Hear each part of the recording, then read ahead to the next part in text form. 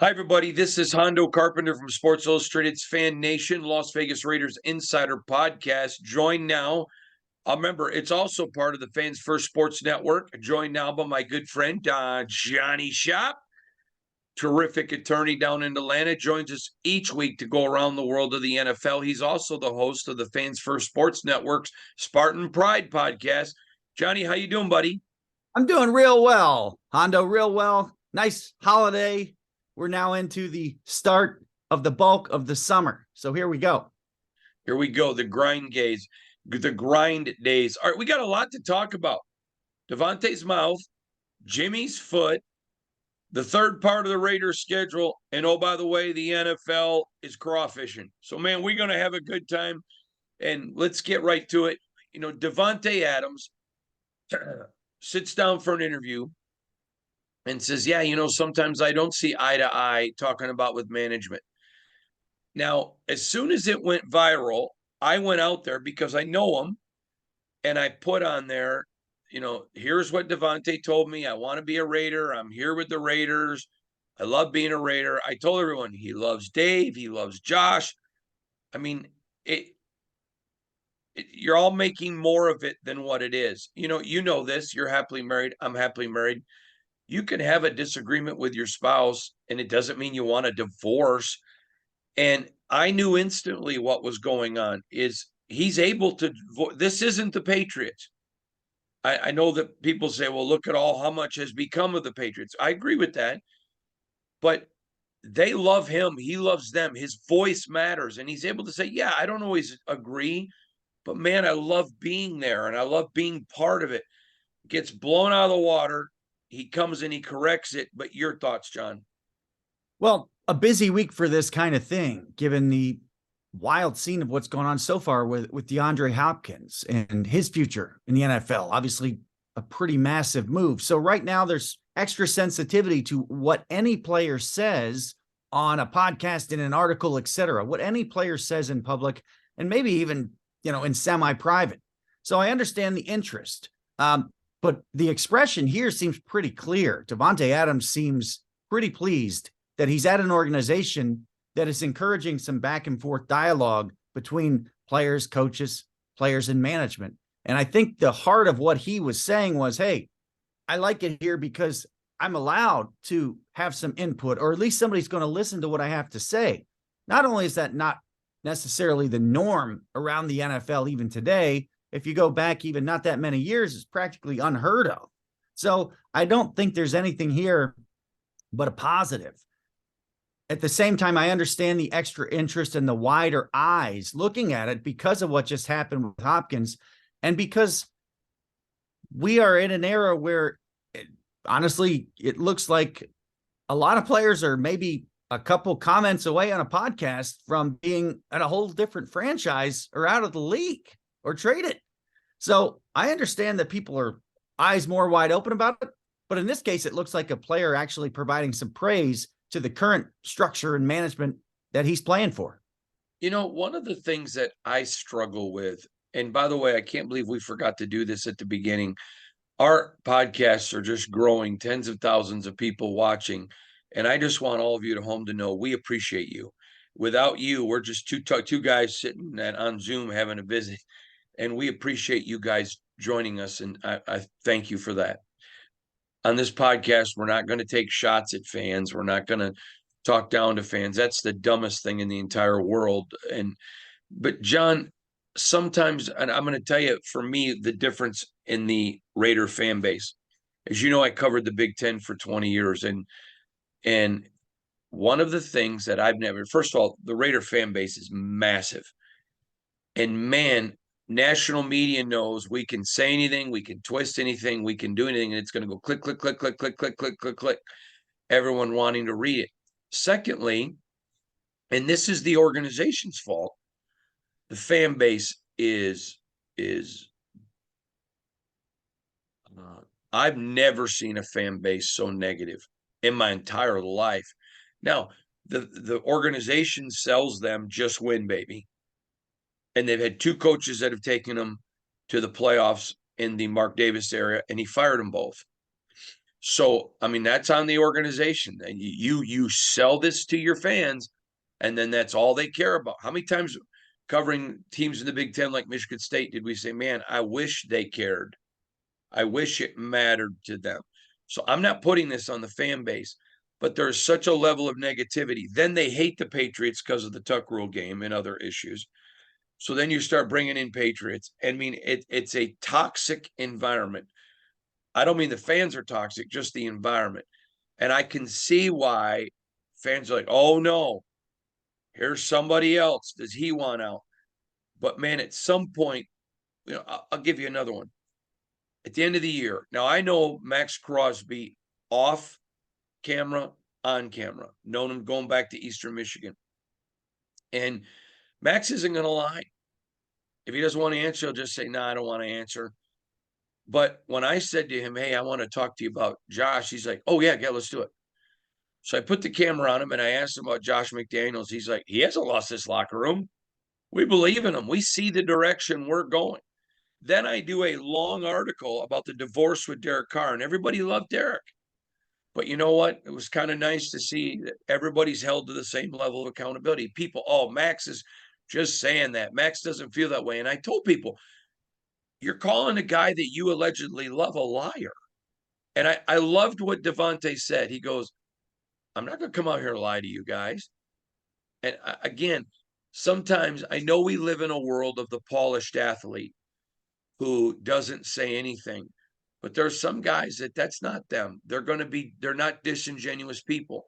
And Davante Adams and Max Crosby are, in my opinion, the best players at their position in the NFL, which puts them in a very elite group.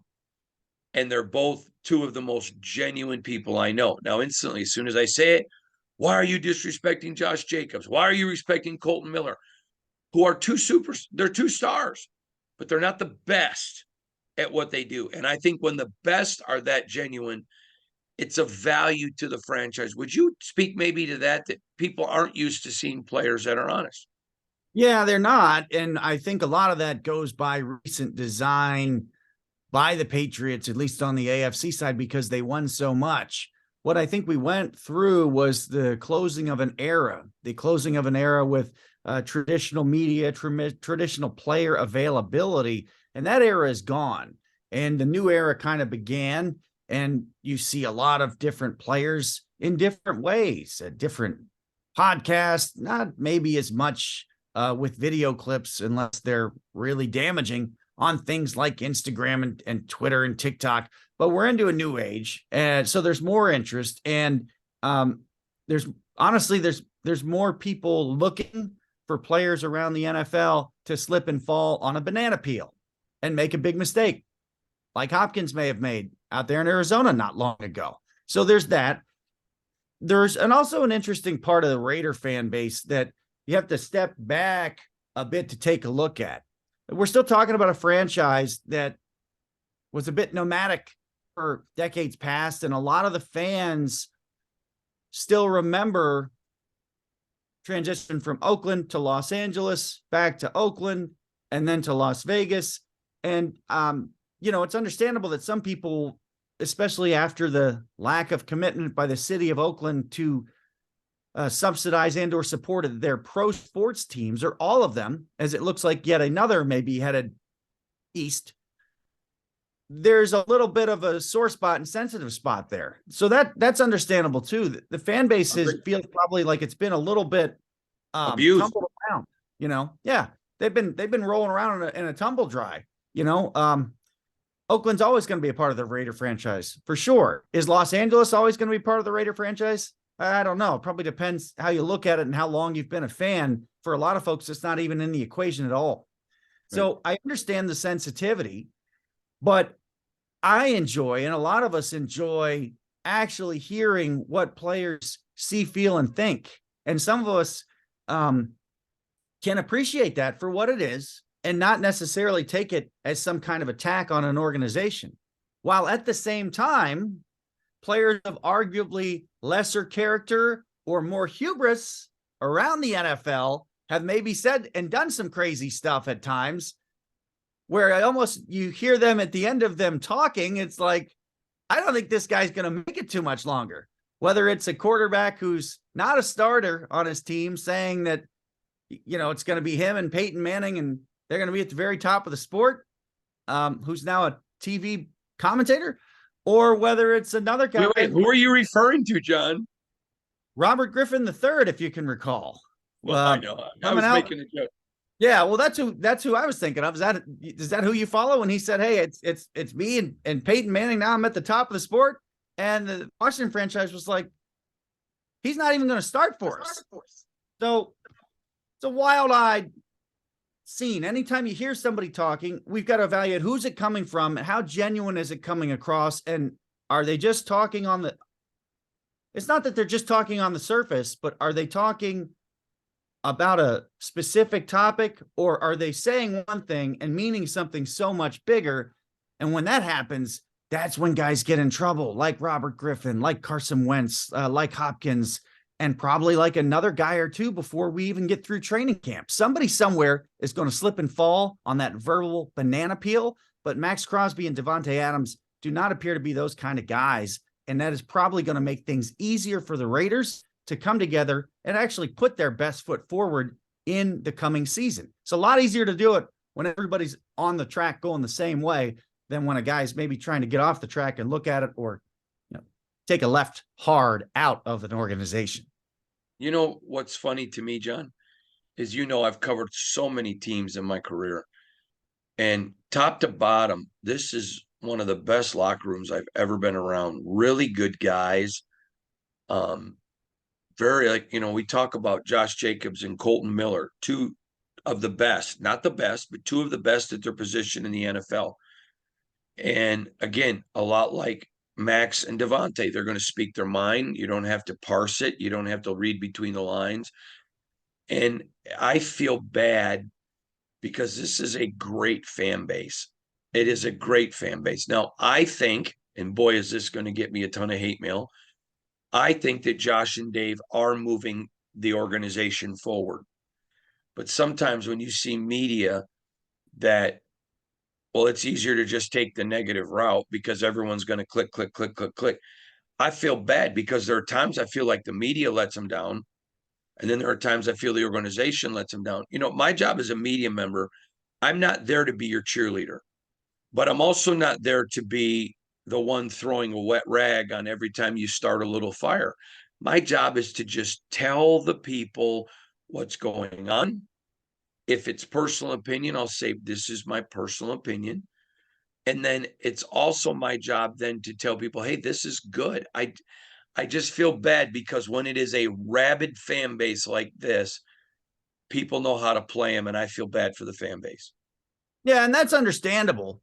And to be fair, since they've been out in Las Vegas, there has been some serious adversity on and off the field and around the organization. What that may end up doing is kind of pulling some of the players and the team closer together at some point. If all goes well from here, you'll probably look back and say, okay, the offseason before the 2023 year was when things actually ended up coming together. And there can be some benefit to that. From the fans' perspective, it's understandable that they're a little bit gun shy and they've got their eyes wide open and they're a little extra sensitive. That's totally understandable. And as you know, when it comes to wins and losses, if there's more wins than losses and the season's going well, that stuff's going to fall right off. Hey, how many times have we talked about over the 14 years we've been doing this together? Winning covers a multitude of sins. Yeah, it seems to apply to the hundreds of teams that you've covered, pro level and college level. It applies almost every single time. Just win, baby. Yeah, very few instances where it would not be okay. But I do understand the fans' concern, and I would expect that things are probably going to quiet down and settle out around the Raiders organization, at least what's been saying, what will be said publicly, only because I don't think there's that much more to discuss from this point to when they actually continue to ramp up out of OTAs and into camp. Now, we got so much Raider content today, but I want to go to the Hopkins because I thought that was fascinating. Give us your take on it. Well, Hopkins is was stuck in a really iffy franchise in too many ways. There was a lot of focus on them last year because of Hard Knocks in season, and there should have been. What happened in Mexico was absolutely unbelievable.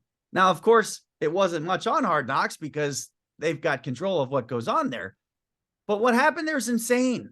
Unfortunately, got a general manager that appeared to be losing control, appears to have poor behavior in Mexico, and says or supports the idea that it was that guy, that offensive line coach. You want to blow your building up, that's how you do it.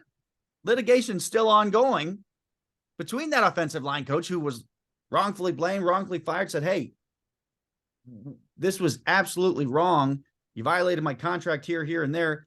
I'm suing you guys for damages. So once that began and goes over here, I don't know how you could beat DeAndre Hopkins and not think, I got to find a way out of this place, or maybe hang a piece of fruit that suggests I'd be good to go, to see if I can maybe trick the owner or trip the owner into saying, we got to get him out of here.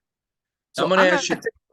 Yeah, I don't think what he did was intentional necessarily, but what I think he did was probably really productive if he'd have any shot to win a Super Bowl or even play for one, because the Arizona Cardinals, they don't appear to be going anywhere until they have a different owner. That's my thought. I would not want to play for the Cardinals whatsoever. All right. So let's go to a different angle. We talked about a lot. Now I want to get to Jimmy's foot. The Raiders signed him. They knew what his injuries were, and then they signed him. In March, he had surgery. It was not now I'm not a doctor, and I didn't stay at a Holiday Inn Express last night. My wife's a nurse. I could have had her explain it, but it was more of a going in and cleaning everything up, making sure scar tissue, everything was fine, that the surgery went good. I talked with several doctors about it, and they had all told me when he signed, they didn't all, but two of the three, oh yeah, they're probably going to go in and do another surgery to make sure it's all cleaned up. These were doctors who work in that field with pro athletes. So I was not surprised. It was not I don't think it was a secret. And he didn't play. A lot of people, oh great, we go sign a quarterback that can't practice. We're not even at training camp yet. I mean, we're still 3 months away from games. I think this is a nothing burger. Because now in fairness, I had talked to doctors who perform multiple surgeries on pro athletes. So they had told me I didn't expect to see him out there. Your thoughts on Jimmy's foot? I'm not sure it's a very big deal because the word surgery means different stuff. There's a difference between procedures that are considered surgery and what most of us think when we're talking about surgery. Most of us think we're talking about a guy's going under anesthesia for a repair of a new injury or something that really needs immediate attention to be fixed. This may have been one of those procedures, like you mentioned, that's a cleanup where you may have a lower level or less time in anesthesia. You may have less recovery. You're not necessarily looking for a big ligament or something to heal. It may be more the nearly manual removal of scar tissue. So I do not think this is something to be concerned about. When you look at the idea of these guys, obviously they've got to play their best. They've got to be at their best. They've got to be as fast as they can. You think about the modern technique and surgical options in medicine. I don't think this is something to be concerned about. If it were an injury that we were not aware of, if it were an area of his body that hadn't been worked on before, I'd be a little more concerned about it. But given the time of year, I don't see any reason to be concerned that he's not out doing full physical activity. Doesn't need to be yet. At the same time, it does remind you that, hey, remember what was on this meal ticket when we purchased it, as far as his injury history and as far as the areas that he may be vulnerable. But again, we talked about it before. I think it was a reasonable roll of the dice. If the Raiders thought this could potentially be an injury or an issue that would knock him out of being able to play at the starting level, I don't think they would have signed him. So I don't think there's anything to worry about here. All right, John, you may remember that we've been going through each week a quarter of the Raiders' schedule. Last week, we finished on Monday night, October 30th, them playing the Lions at Ford Field. I had them at 3-5. You had them at 4-4. So let's get right to this week's going through the third part of the schedule. On Sunday, November 5th, the New York G-Men come to Allegiant Stadium. And I think the Raiders get a win here. I think that moves them to, again, they were 3-5 coming in. I think it moves them to 4-5. I think they get the G-Men. Listen, Daniel Jones played exponentially better, and give them all the credit in the world. But I do not believe that the Raiders are as bad as people think they are. It amazes me. The year before, look how great we were. We won a lot of close games. Then last year, look how bad we are. We lost a lot of close games. Well, those flip on a dime. Those flip on a mistake. Those flip, and they have brought more people. Jimmy G at one. There's more stability at quarterback, and I don't mean that Derek wasn't stable. It's stability in the scheme. I think they beat the G-Men and go to 4-5. What do you think, Johnny? When you look at the Giants, you look at a team I think that probably overachieved a bit last year. And Jones did play well and effectively at times, but I'm looking for a pretty big adjustment in teams that are defending Jones. And I want to see how that adjustment goes during the first part of this year. I think come that point in the schedule, we're kind of have a much better feel for how effective Daniel Jones can be. And I actually see the bottom pretty low. I'm not sure how much better things can get for him from last year. I don't know that I don't think he can play at an all-pro level, but I think the floor could be pretty low. So I like the Raiders in this one because I'm not sure the Giants are a lot. I think the Giants are more like the Giants we saw before 2022 than the Giants we saw in 22. I don't think they take off from here. I think they regress a little bit in 23. I like the Raiders at home that week. All right, November 12th, the next week, they're getting a double dose of the teams of Gotham. In come the New York Jets, Jets. Now, listen, I like Robert Saleh. I think he's a really solid coach. He's defensive minded. I like the Jets team. I am not a fan of Aaron Rodgers. I said it when there was time when it looked like he had a chance of coming here. You put $60 million into him. It really limits you as far as what you can put around him. I know there are some things around him. Not saying there's not. But I don't think the Raiders are as bad as people think they are. And I don't think the Jets, because, listen, I know people who've worked in the organization and been in the locker room and played with Aaron. Every one of them complimentary of his physical skills. Every one of them not a fan of the man and his impact. I mean, I had one player say to me, I can't tell you how many times players wanted to just go punch him because it's never his fault. He goes and has a press conference and it's, well, my receivers are young or my offensive line missed this. It's never him. So, again, I think that far into the season, the Raiders get them. I think the Raiders improved to 5-5. Now, going into this game, I thought they'd be 4-5. You thought they'd be 5-4. I think they end at 5-5 after this game. Your thoughts?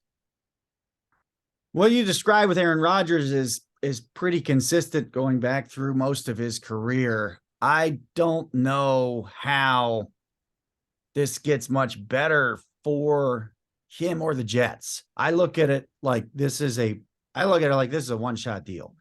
To me, it looks like Rodgers is going to take one shot to get into another Super Bowl, and that's this year. I'm really not sure how much he plays, if at all, beyond there. I do like the Jets defense a lot. I believe this may end up being the best Jets defense under Robert Saleh. So I like the Jets in this game in a woulda, coulda, shoulda kind of loss for the Raiders. I don't think they are going to eliminate those. And it's just so remarkably close week by week, as you mentioned in the NFL. If you look at the average margin of victory in the NFL, I thought last year, there was a little more spread than we've seen necessarily in the past. Sometimes it's usually really close. Most of the NFL games are decided by less than one score. We already kind of know that going in. This is going to be a big stage. This is set up to be a national game, the Sunday night game of the week. A lot of eyes on the Jets, a lot of eyes on the Raiders. I like the Jets here in an ugly one because of that defense. All right. So the point is we both took different routes and ended up at 5-5. Then we come in, John, to Sunday, November 19th. They head down to Hard Rock in Miami. I think they fall 5-6, and they're going to be 5-6. Early games are still tricky. I don't care what you do to prepare. Early games for those West Coast teams are tricky. They happen fast. You look at it on November 19th, you think weather's probably not going to be much of an issue. But it is Miami, and let's say it's a little warmer and a little more humid than expected. That kind of could become a factor for a team that's based all the way in the desert. Okay, but wait a minute. But the heat's not going to be, it's the humidity. Correct. That's the thing. It's the humidity. I don't think this sets up well for the Raiders. And I don't know what we have in the Dolphins. They've got such an interesting and peculiar head coach who is rolling down the highway in a separate lane, but he looks pretty comfortable in his skin. He's on his own lane. He's got his own unique connection with the players. There are a number of young head coaches across the league. We see it. This guy has his own way of doing things, and it's going along pretty well right now. It's not going along great. It's not going along horrible. I don't know what to make of him. I hope that we see a healthy Tagovailoa for the 2023 season. I don't think this one sets up well for the Raiders. On paper, there's too many problems. I like the Dolphins by like 4. Again, tight. All right. Then we come to Sunday, November 26th, and it's at Allegiant Stadium. The Chiefs come in, and I think that they will go out with a win, and the Raiders are 5-7. Again, I think the Raiders are better than people think that they are. I have been saying it. I don't think the offensive line is as terrible as people think. They had Greg Van Roten, which I think was a very important piece to add. They have, McClendon Curtis, the young undrafted free agent, who I think is going to be a star. But I don't get at 5-7. Trust me, the panic will be underway. But as you'll see next week, as we finish up the year, I mean, I think they're going to end up pretty well. But 5-7, the Chiefs are just simply the best. They're the best in the league. They're the best in the business. Been there for a while, and they are what they are. 5-7. So after Turkey holiday, if you will, a weekend dominated by football. This is a big one, obviously. It's always going to be when you play the Chiefs. If you're the Raiders, it's always going to be more if either team is near the top in class of the sport. This would be the biggest win for Josh McDaniels. You could probably make an argument, should they win that game. I don't think they're there yet either. I actually think the Chiefs are going to probably have a better regular season this year and not and basically get tripped up or caught from behind in the playoffs and not end up going to the Super Bowl again. But this is one where you're looking for how competitive is it. I don't see any sign that it would be anything but competitive. This is not a blowout game looking at. You'd be really hard pressed to expect a blowout in this game. As you kind of hinted towards, it's a great rule of thumb in the NFL to expect things to be closer than further apart, because that's the nature of the NFL, the most competitive sports league that we've got arguably in the world and set up to be tight the whole time, really. I like the Chiefs in this one, but it would be the biggest win of the Josh McDaniels era. And it wouldn't shock me if the Raiders could pull a little bit of a rabbit out of a hat on this one. Wouldn't shock me either.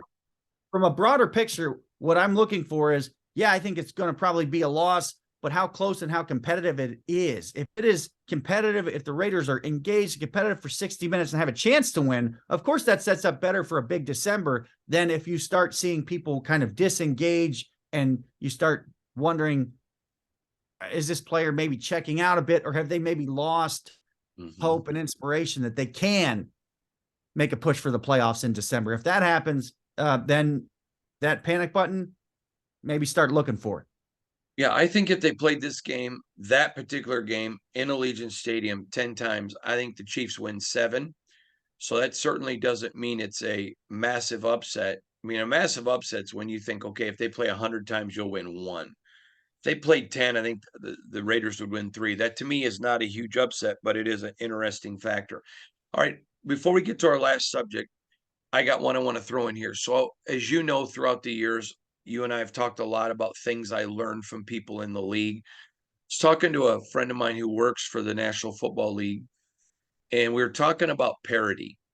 And it was very fascinating to me because he mentioned the fact they want parity. Because I said to him, doesn't it hurt them when they've got, a million teams fighting to who's going to be 8, 9, and 8, and who's going to be 8 and 9? And he laughed. He goes, no, because if teams are just out of it, you lose those markets. People aren't watching.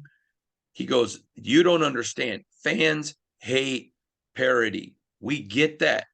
We love it because it keeps them engaged. The NFL, in their way of, and I don't mean cheating, so don't hear that, but the way they've manipulated the schedules and manipulated salary caps and the way that they have forced parity, it's brilliant. And quite frankly, I think the NHL, I think the NBA, and I think Major League Baseball should all look at the NFL because it is the big dog and it's not even close.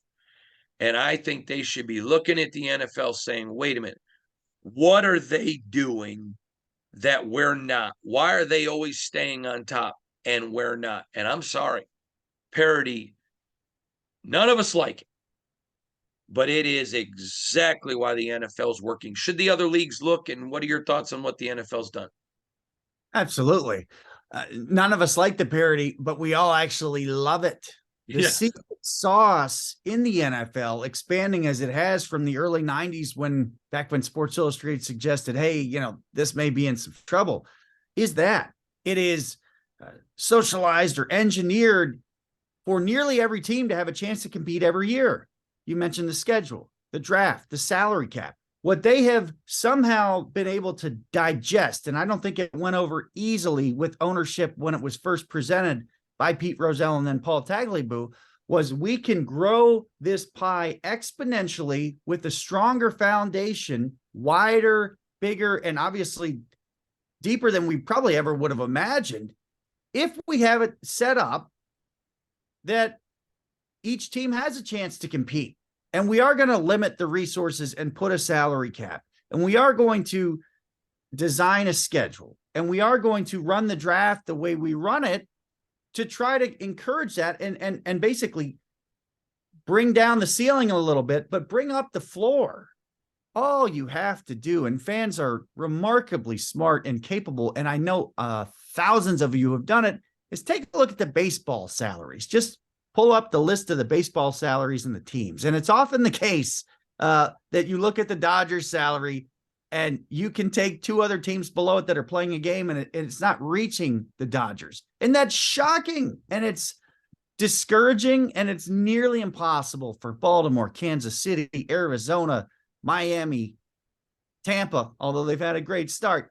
How do you call that an even playing field? The idea of professional sports, and really the best professional sports, are ones where anything can happen and everyone's starting on a pretty even playing field. Now, I can't even out your preparation. I can't even out your athletic skill. There's some things that we can't even out. But if we're starting a golf tournament that's 72 holes, everybody's starting at 0, or we're starting a track race, everybody's starting with the same opportunity to run the same distance to win the race, to take the checkered flag. If we're racing cars, the NFL is set up in that way better than any other pro sport. Of course, the pro sports should have been copying and amending and using the NFL as a model of what to do. They should have been doing it for decades. Some have done a little better than others. Just take 1994 or so, look at where the NHL and the NBA were, look where they've gone and some of the reasons why. And you're going to trail that to follow the NFL model a little more. There was a point in time maybe where the NBA could have got way out of hand, could have turned more into somewhat of a Premier League like we see in soccer in Europe, where the money disparity from team to team would have been way too big, kind of like you see in Major League Baseball. But NBA owners figured out, hey, that's not the right thing to do.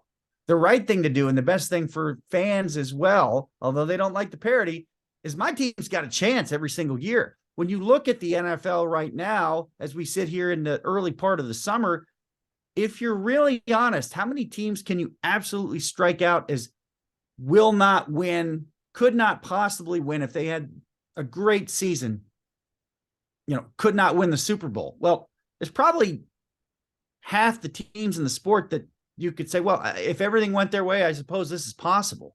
And then you expand that on how many teams are absolutely no chance to make the playoffs. That's when the list gets really darn small. And I think that is the secret sauce in why the NFL has expanded, has firmed up its base, and has hundreds of thousands of people coming to watch players be selected because they all have a chance to win that year. It could be our year. It could be the Vikings year this year. It could be the 49ers year this year. And believe me, I'm sure they feel like it should have been their year last year. It could be the Jets year in theory. That's the magic of the NFL. Nobody else in pro team sports has it. I just grabbed my power rankings because there's only 9 teams that I say no chance. That's it. Carolina, Atlanta, Indianapolis, Rams, Chicago, Commanders, Texans, Buccaneers, Cardinals. It would be a supreme shock if any of those won the NFL, won the Super Bowl. But literally all the rest of them, it would not be an unbelievable, like, we have correct. No chance. That's the secret. Totally. Yeah, John, totally agree with you. I thought that was a great subject. All right. Last thing we want to talk about today is safety, because we've talked in previous podcasts about changing the rules. Wow, has there been blowback on this one? Talk about this one. Yeah. And this is where they've got to get a czar of football. And they've got to get a guy when Roger Goodell's contract runs out in March of 27. They need to do, and I applaud Jim Irsay because he's the one that put this out there. Let's get a guy who will be the CEO, but then let's get a guy who handles the football issues, because this thing is blown up now. And talk about it, will you? Yeah, this is a obviously highly skilled sport beyond anyone's imagination, even 50 years ago. People breaking down tapes and times and angles and perspectives and different views and angles. And special teams are really special in a lot of ways. So you've got to have input from the people who know it best. There's no way in the world any of us outside, or a lot of folks even inside the game, know the value and the impact of these changes at kickoff like a John Harbaugh would. He's one of the experts in the world at special teams. So if you take him out of being the Ravens head coach, you would want his input into making such a change. What are some of the things that could happen that maybe weren't considered or weren't weighed heavily enough by the people that made that decision this time? I'm surprised that there's this much blowback, and I find it a little bit concerning, because this is not the kind of blowback that you would have wanted to hear. What you really would have wanted to hear as a player, as a fan of the game, or as a coach, and be honest with you, probably as someone involved in team organization, you would have wanted to hear, you know what, we don't like this rule because of this reason and that reason, but we were listened to, we were heard, we were understood. They weighed our concerns for, hey, this may actually make things less safe. And we understand why they chose to go forward with this rule. We haven't heard that yet. We've heard coaches and other groans from around the league suggesting that this may have been a decision made by people who didn't totally understand the topic. And this may be like the dog chasing the car type of thing. This may have some consequences that are negative, and you may end up, my concern would be, what if you get to October 1st and it's pretty clear that this kickoff rule didn't work and you're stuck with it for the bulk of the season? Then what? So when I look at this from a broader perspective, it's early relative to when Goodell would likely be replaced, but this is the strongest support so far for having such a football czar, somebody that can study and get input from the people around the sport who know it best, like a John Harbaugh. That's really how you would want to apply knowledge to resolve a problem that is apparent. The problem is we can't run kickoffs like we have been running them. We just can't do it. Okay. How do we solve it? Well, you start probably by getting the best input you can and recognizing that John Harbaugh and others maybe know this better than some of the folks that are throwing out ideas and selling them and getting people to approve them. Totally agree with you, John. He is the one and only, the immortal one, the great John Shop. He's part as well as me with the Fans First Sports Network. I, of course, have the Las Vegas Raiders Insider podcast. He has the Spartan Pride podcast, and I'm proud to be part of Sports Illustrated's Fan Nation. Thanks for joining us, man. We went around the league, tons of Raiders stuff. Thanks, Johnny. We'll see you next week, brother. Good stuff.